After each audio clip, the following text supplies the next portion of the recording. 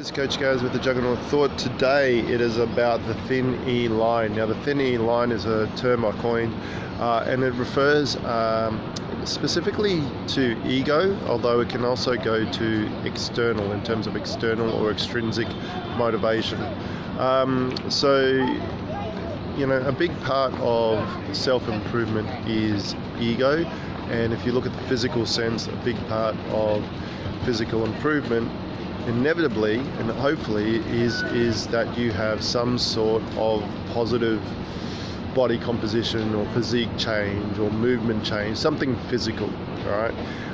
Now we all like to look good, feel good. We all like to, it's pretty cool if you walk past the mirror each day and go, you're looking pretty sweet there, Gaz, your new haircut, or you stand around just naked, which you got to do at some point, and go, you know what, this is actually paying off. Now, for me, my physical state and physical level at the moment is excellent. Like, I'm really happy with it. However, it wasn't the focus of my training or my life overhaul. If you've seen my previous videos and you know that my physical state is a result of me primarily dealing with what was within and addressing reasons for self-sabotage and fluctuating motivation and fluctuating body weight levels and body composition levels over the years.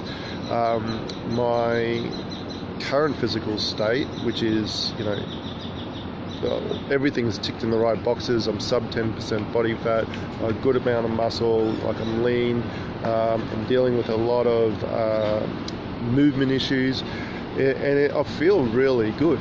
But the trouble is this: if I allow myself to go unchecked, I can often let the superficial or the physical look of where I'm at seep into it, and I start thinking about that more than the reasons why I am training in the first place, or why I'm looking after myself in the first place. So in essence, I'm switching from a deeply internally driven motivation and inspiration to external or ego-driven motivation. And it's funny when I look back at over the years at my weight going up and down like Oprah is just crazy, and achieving a certain level of fitness and resilience, and then dropping it off and then picking it up and dropping it off, that yo-yo that we all hate.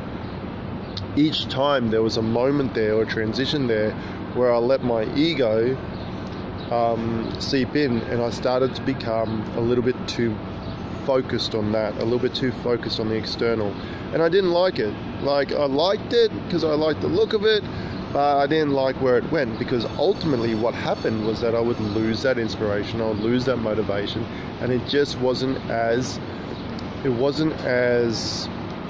what's the word for it? It wasn't as solid. It wasn't as resilient to the ups and downs of life as to where I am now. Now, I still have an ego. I've never been a guy to just like brag about what I can do. I try to moderate my humble bragging and my bragging. I'm proud of what I do, but I try not to let my ego be broadcast out to the world.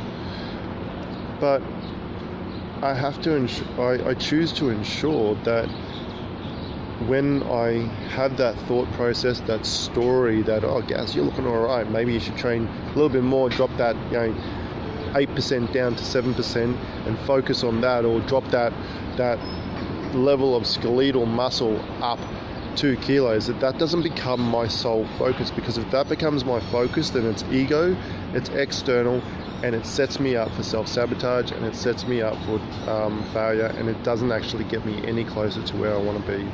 So that thin E line or thin ego line is something that I walk. I'm not sure if that's just me or if other people walk that line, and you've experienced that, where you are going well and then your ego gets ahead of you, and then things change and you end up hitting a real rough patch. This is Coach Gaz with the Juggernaut Thought. finally walking that thin air line and successfully walking that thin air line, and working to continue to do so. Check out my other videos. Bye.